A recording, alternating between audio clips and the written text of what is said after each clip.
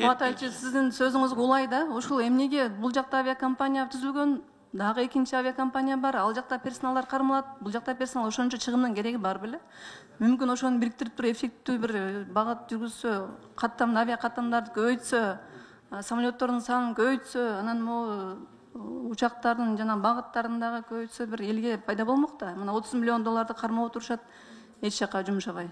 Ошон 12 миллионго менеджмент алгандан көрө самолеттордун көбөйтүп түзөн-түз жанакы транзит эмес түзөн-түз учкан линияны ачса болмок. Сырткы конкуренцияны эметсе болмок да. Анан кийин жана айтып кетти коллегалар. Мына коммерческий директор ГКНБда иштеген киши, служба безопасности ГКНБда, авиационный директордун башчысы ГКНБ, Оштог филиалды юрист, агроном жана башкалар кантип андан кийин ушул авиа түшүнмөк да. Кантип булар ошо авиа каттамды көбөйтүүгө, самолетту сатып алууга бир стратегиялык план коюуга ага жетпейт да алардын кесипкөйлүгү. Туура эмес деп ойлойм да, ушул жагын сөз караш керек да. Жана коллегам айтканга мен кошулам да. Андан кийин мына азыр Ринат Темирбекович айтып кеттиңиз да, жылдан жылга пайда көбөйүп атат деп. Айтсаңыз, Эмир Майрамбекович, пайда көбөйүп атабы, таза киреше көбөйүп атабы? Сиз өзүңүз айтыңызчы. Өзүм айтайын, көбөйүп атат, жылдан жылга в среднем 200 миллион, 250 миллионго пайда көбөйүп атат таза кирешеден. Мен сизге айтам, көбөйгөн жок, азайып атат. Эмнеге? Себеби мынакей 2007 жылы 10 декабрда токтом мамлекетте өкмөттүн постановлениясы чыккан. Бул жерде о прямых аэропортовых сборах в международных аэропортах Манас и Ош цель обозначена, да? В целях дальнейшего развития международных аэропортов Манас и Ош. И бул жакта түзөн-түз жанакы соцфонддун карзын жап, жана развитияга жумша деп чыккан токтом. Бирок ушунун негизинде силер көз боемочу кылып, кирешени көбөйтүп жатасыздар да. Эми мен силерге фактын айтайын да. Мынакей өзүңүз эле карап көрсөңүз, Ринат Темирбекович, мына келгенде бир карап койсоңуз болмок да. Мына 2013 жылы эгерде аэропорттук сборду кошпогондо 674 миллион сом таза киреше болгон. 2014 жылы 325 миллион, 15 жылы 688 миллион, 16 жылы 504 миллион, 17 жылы 596 миллион. Мына караңыз. 13 жылы 684 миллион болгон. Бул аэропорттук сбор жок, муну кошпогондочу.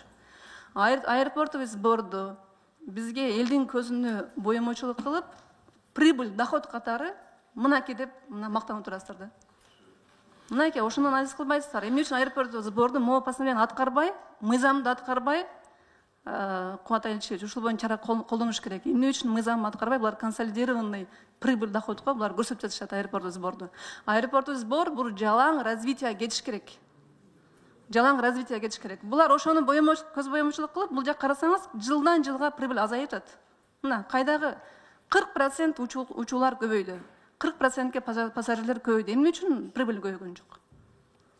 Мынакей сиздерге өзүбүз жол ачып бердик. Мынакей элдин көзүнө эметип. Можно ответить, да? Мен ошондуктан ответить не надо.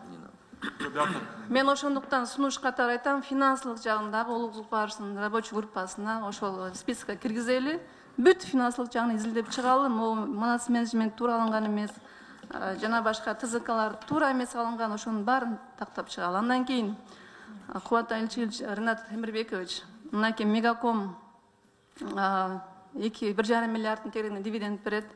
Эң көп дивиденд берген ушул Манас аэропорт болуш керек. Бирок туура эмес менеджмент отурганга байланыштуу бул жакта иштин жыйынтыгы жок. Эгерде ошол жака топ менеджер, кесипкөй киши келсе, ал жакта мен ойлойм бир 3-4 эсе прибыль көбөймөк. Могу 30 миллион долларды кармап отурбай, булар вложение кылып, андан ары оборотты көбөйтүп, бул бир нече эсе пайда түшмөк да. Мына акчанын баары бияк жатат, биз болсо туура эмес кишилер шайлап отурабыз да, ГКМдан келген кишилерди. Ошондуктан мен ойлойм, ушул биздин мамлекеттик компанияларды, мамлекеттик акциясы бар акционерлик коомдорду ушуларды өнүктүрүү үчүн абдан маани бериш керек. Мына ошол Кыргыз Телеком турат. Бул монополиялык компания да. Эч конкуренциясы жок. Мынакей аэропорттор бул конкуренциясы жок компаниялар. Эмне үчүн өнүкпөйбүз? Эмне үчүн ушунча акча келсе, біз 6 миллион долларды дагы біз карызга алып тамчыга салып отурабыз. А процент төлөп атасыздар, бул жакта акчаны кармап отурасыздар. Туура эмес жака эмне үчүн Алматада 50 метрге видимость болсо биз ошол конулат. А бизде 350 метр видимость болсо да конулбайт да. Мына кайсы жака акчаны жумшаш керек. Акчаны биз туура эмес жака жумшап атабыз, профессионалдар жок ал жакта. Рахмат, ошол менин сунушум сиздерге. Рахмат.